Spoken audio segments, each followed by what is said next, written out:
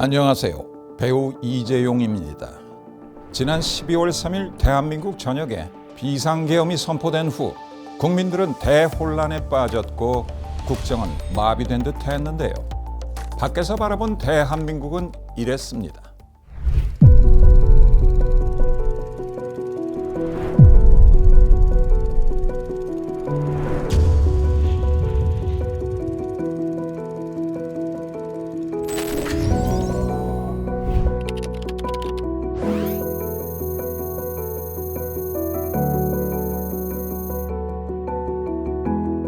비상계엄 이후 대한민국은 정치적 불확실성에 깊은 한숨을 내쉬고 있는데요. 현재 우리의 경제, 민생과 외교 안보는 어떤 상황일까요? 지금 대한민국은 정말 대내외적인 위기와 도전 속에 있습니다. 비상계엄 사태까지 겹쳐져서 경제도 민생도 외교안보도 어느 때보다 위태로운 상황입니다. 외교안보에 대한 논의가 사실상 멈춰선 상태에 있다는 것이 참으로 아픈 현실인데요. 비상한 시기에는 비상한 대응이 필요합니다. 지금의 위기를 극복하고 불안한 국민의 삶을 안정시키는 데도 국회가 늘 앞장설 수 있도록 우리 모두의 힘과 지혜를 모을 때라고 생각합니다. 12.3 비상계엄 이후에 국정 리더십이 불안정한 상황이 좀 어느 정도 불가피한 지금 불확실성이 좀 제거되기 전까지는 국회하고 정부가 같이 좀 국정을 잘 챙겨 나가야 할 그럴 시점이라고 생각을 합니다. 헌정 질서가 상당히 위협받고 또 불안정한 상황이 지속되고 있는데 이런 상황 속에서 오늘 토론회뿐만이 아니라 앞으로도 정치적 불확실성이 좀 제거되는 과정이 좀 마무리될 때까지는 국회 예산정책처와 또 저희 입법조사처가 함께 국정 전반을 계속해서 점검해 나가고 또 거기에 대한 정부와 국회의 대응 방안을 지속적으로 제안드리는 그러한 노력을 계속하겠다는 말씀을 드리겠습니다.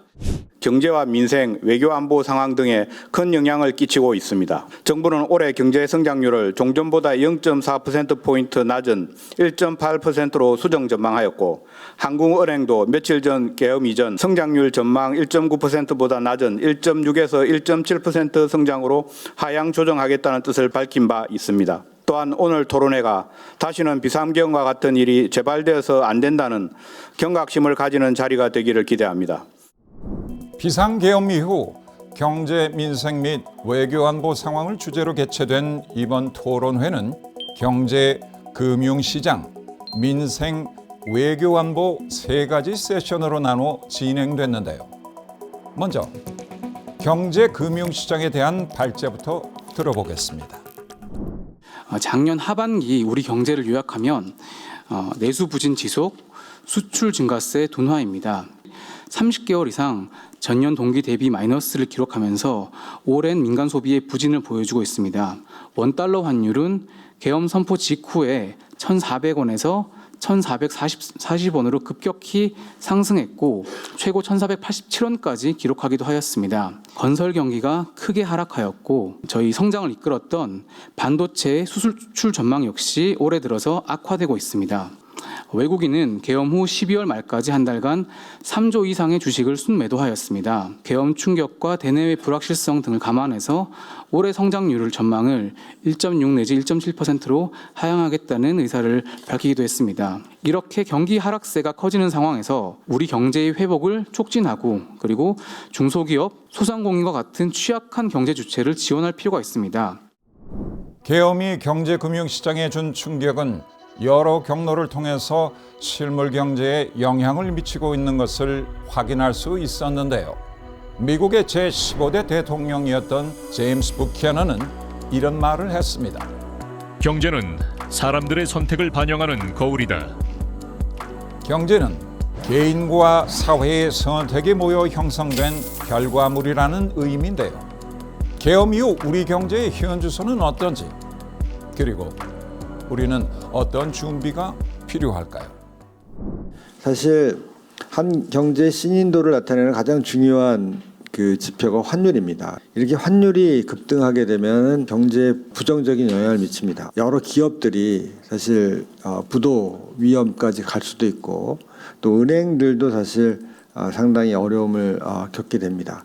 외환 위기를 겪는 많은 나라들이 이 경상수지 적자를 겪으면서 그 국가에 대한 어떤 신뢰 이제 떨어지고 그러면서 이제 외환 위기를 겪는 경우가 많은데 한국은 다행히도 상당 규모의 흑자를 시현하고 있고 그렇게 들어온 달러가 결국은 이제 해외에 자본 형식으로 재투자되기 때문에 많은 국민들이 해외 자산을 또 보유하고 있습니다. 핵심은 결국은 은행이 얼마나 건전하냐입니다. 이러한 환율 급등에도 불구하고 우리가 아주 심각한 위기를 겪고 있지는 않다. 저는 그렇게 판단하고 있고요.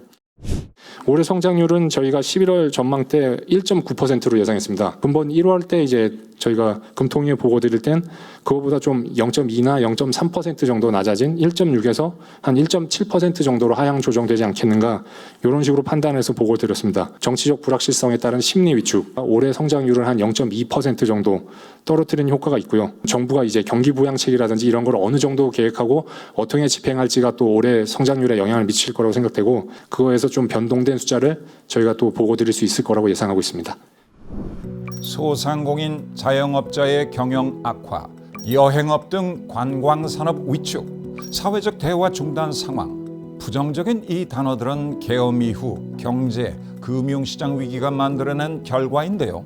민생 직격탄으로 이어진 위기 상황을 다시 한번 짚어봤습니다. 계엄 이후 신용카드 이용 금액 감소 효과를 보면 약 1.21%포인트 감소한 걸 확인할 수 있고요. 금액도 보면 5,670억 원 정도입니다. 이 금액 산출은 저희가 카드 이용 46조 9조 원에다가 추정 계엄 효과라고 저희가 만든 1.2%를 곱한 수치입니다. 그리고 계엄으로 인해 신용카드 이용 금액 감소 효과들은 업종별로는 숙박, 음식, 여가 중심으로 부정적인 영향이 많이 나타나는 걸 확인할 수 있습니다. 의료개혁은 그 의정 간의 갈등이 지속된 상황이었습니다. 그래서 지금 이 상황에서 비상진료 체계가 지속되다 보니 건보 재정에도 좀 어려움이 나타난 걸 알 수 있었습니다. 대응 방안으로 국정협의회 안건으로 2월 내 의대 정원 문제 협의가 좀 필요하고요. 마지막으로 사회적 대화 중단 부분을 간략하게 말씀을 드리겠습니다. 비상계엄 선포 이후에 경사노위나 정부위원회 노동계 참여하는 노동계 대표들이 사회적 대화 참여 중단을 선언을 했습니다. 지금 현재 국회 중심의 사회적 대화 추진 체계라고 해서 그리고 실제로 국회 사회적 대화 협의체가 지금 진행되고 있습니다. 이 속에서 필요한 정책들을 도출을 하고 그다음에 국회 차원의 입법 정책 지원으로서 여야 간 이견이 좁은 노동 민생 법률은 우선 처리할 수 있도록 지원하는 방안들을 고민해야 됩니다. 계엄은 코로나 종료 이후 고전하던 소상공인 자영업자들의 위기를 더욱 극대화시켰고 치플레이션 현상으로 서민 경제는 더욱 악화되고 있습니다. 다양한 현상들이 집중되는 지금 우리는 어떤 대응이 필요할까요? 올 예산에서도 공공임대주택이나 고기무상교육, 에너지부학초 이런 같은 복지예산 절대액이 13조 원 정도 줄어들었습니다. 이런 상황에서 계엄은 힘들게 버티던 민생을 이제 그로기로 몰았는데요. 불안과 불확실성 같은 것들이 이제 높아져서 그게 소비자 심리지수나 기업경기 실사지수 같은데 큰 폭 하락으로 반영이 됐고요. 당장 이런 그 민생의 응급 처방을 해야 될 것 같다는 생각이 듭니다. 어떻게 하면 이제 새로운 경제 패러다임을 세울 건지에 대한 논의가 정치권과 정부, 그다음에 학계, 언론계를 통틀어서 다 논의를 통해서 세워 나가야 될 것 같은데요. 불평등을 줄이고 소득과 성장이 선순환하는 정책의 틀을 다시 모색을 해야 될 것 같습니다. 미국 트럼프 2기 행정부 출범에 따라 우리 외교 안보에 큰 변화를 예상하는데요. 어떤 대응 방안이 있을지 이야기 들어보시죠. 트럼프 신행정부는 관세 정책을 핵심 통상 정책으로 설정을 하고 있으나 관세 부과 대상 및 수준은 아직 불명확한 상태입니다. 멕시코와 캐나다의 25% 관세 부과 또 중국의 10%의 관세 부과에 대해서 논의 중으로 발표하고 있습니다. 일단 트럼프 행정부에서 외교 안보 분야에 있어서 인선이 마무리될 즈음에 대미 방문단을 추진할 필요가 있다고 보여집니다. 한미 간 조선업 MRO 협력을 위한 의회 차원에서 지원이 필요합니다.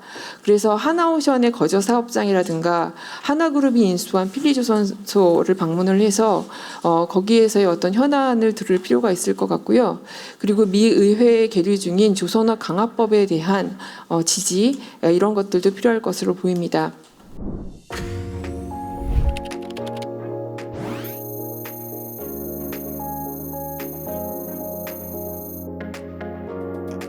비상계엄 이후 대한민국 외교 안보는 특히 미국, 일본, 중국 등 주요 국가와의 외교 전략에 영향을 미칠 수 있는데요.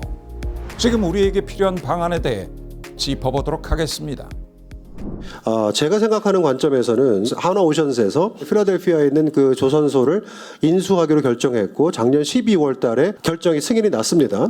자, 그런데 이제 미국 내에 존스 액트라고 하는 것이 1920년에 통과된 법이 있는데 그 법에 따르면 미국 내의 물자 이동은 미국 사람이 만든 조선 배에 의해서만 가능하다라고 못을 박아놨습니다. 우리 기업이 야심차게 준비하는 한국과 미국 간의 조선업 협력 관련돼서도 미국 의회 내에 어떤 이해관계가 있고 이것이 과연 이 미국 내 어떤 당파적 입장에 갈리는 문제인지 아니면 미국 내에서 초당파적으로 지지해 줄 수 있는 문제인지 이런 것들에 대해서도 저희가 파악을 해야 되고요. 여전히 우리는 트럼프가 들이미는 방위비 분담금이나 북한 관련 스몰 딜이나 여러 가지 관련들에 대해서 굉장히 좀 속수무책인 상황입니다. 우리가 미국 내에 그렇게 많은 시설 투자를 하고 이 한미 관계가 중요하다라고 하는데 실질적인 내용상으로 보면 좀 허술한 부분이 많다라고 하는 내용을 좀 저희가 다시 한번 경각심을 가지면 좋겠고요. 그래서 우리가 미국에 대한 전략을 세우는데도 훨씬 더 디테일적인 내용들이 이제는 필요한 시대가 왔다. 그런 말씀을 꼭 좀 드리고 싶습니다. 네, 이상입니다. 계엄 이후 위축된 경제 주체를 지원하는 재정적 방안과 긴급한 노동, 민생, 의료 상황에 관한 법률 재개정에 대한 여야 합의를 통한 우선 처리, 트럼프 2기 출범과 관련한 미국과의 통상정책과 대응 방안, 다양한 방법 제시로 토론회가 마무리되었습니다. 항상 냉철하게 꿰뚫어보는 노력이 이어지길 바라며 앞으로의 시간을 기대해 봅니다.